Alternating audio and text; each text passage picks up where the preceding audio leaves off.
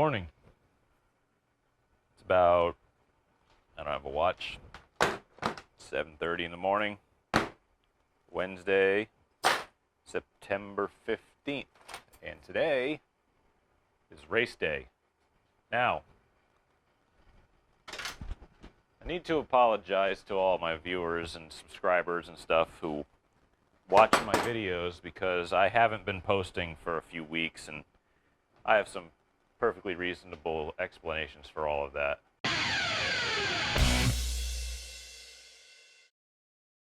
Now, I've been out for a few weeks because I've had certain things going on in life, I suppose, like everybody else does. Had a family member pass away. I had clean out their stuff, and I've been trying to just life things, you know. You get busy doing stuff, and you gotta allocate your time and resources to doing all that stuff. And well, the race car and all the other content has kind of been put on pause, but I don't think I can hold off on doing the next race. So I'm just about ready to get going with loading up the trailer.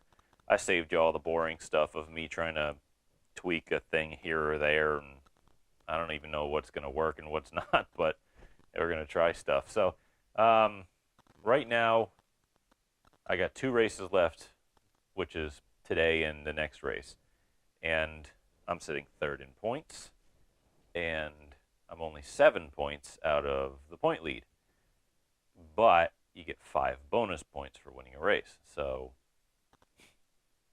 you can pretty much put the math together to figure out what our intentions are for today. Today is we have to win. Now, I got the car on scale pads. I mean, obviously it's already scaled and stuff, but I got the quick jacks out. I'm just really kind of unsure as to what to do with them. Should I just stand them up against the wall or something? I mean, or just leave them here until I put the car back in. I don't really know. We'll figure it out, but they've been super useful.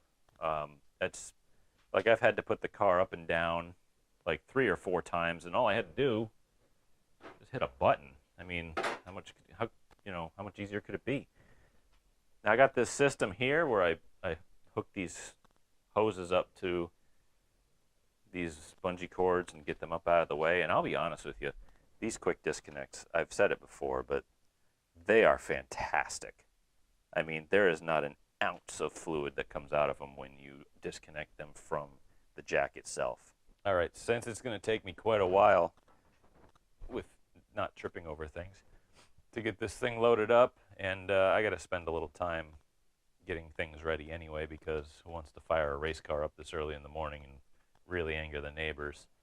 I guess it's time-lapse time, I suppose.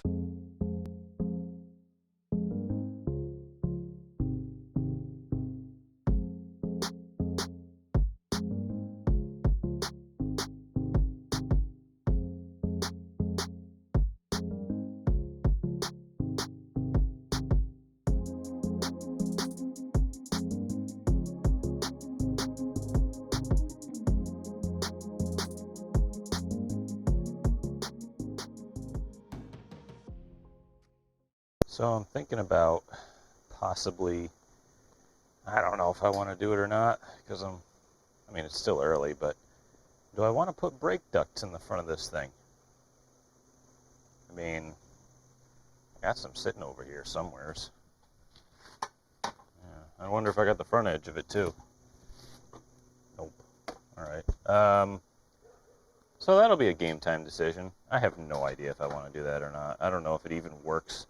But I wouldn't mind keeping the brakes cool for once. That would be nice.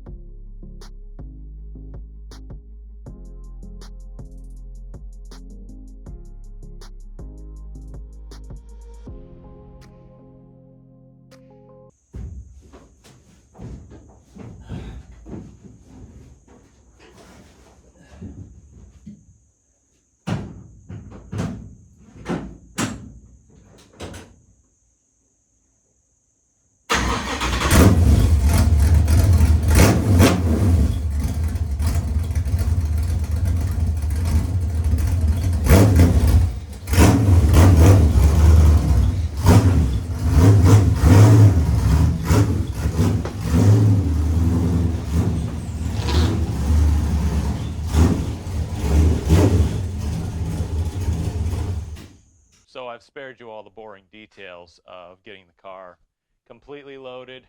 That's thank God for time lapse, because then you'd be bored out of your mind, but I wouldn't drag you people through that. So the shop is empty.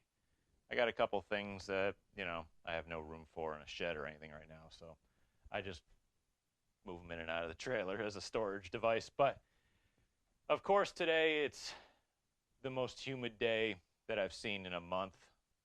And of course, I'm sweating to death at 10 a.m. in September. Whatever, it's still going to be a beautiful day because I get to sit in a race car. So I will see you all there.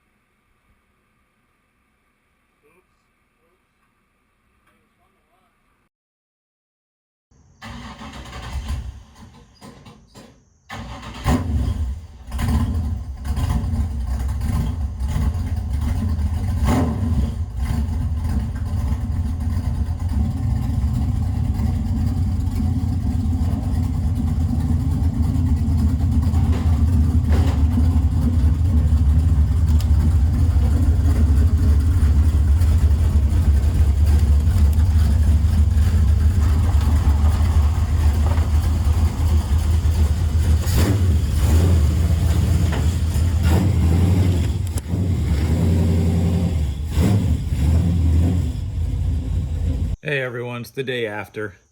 I don't have my mic on today, so it's probably going to be a little different on the audio. Apologies for that. Shut that door. But I gotta get the car and get the tools and everything back in the garage, but I got a little bit of a problem with that. Oh, that looks all right. There's a little dent there. A little pooch there. No big deal.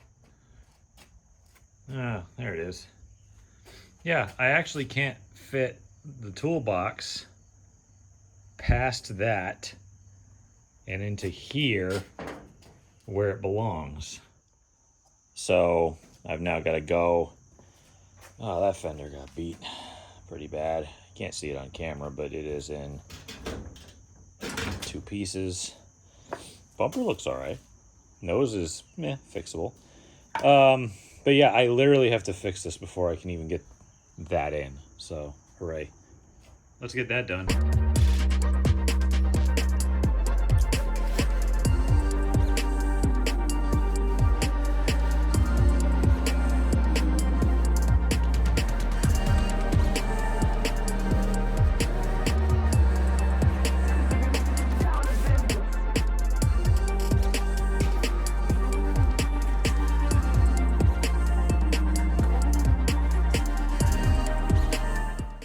Alright, so since y'all have seen the left front fender and whatever damage happened here, the bumper's a little bit caved in there, but not a big deal.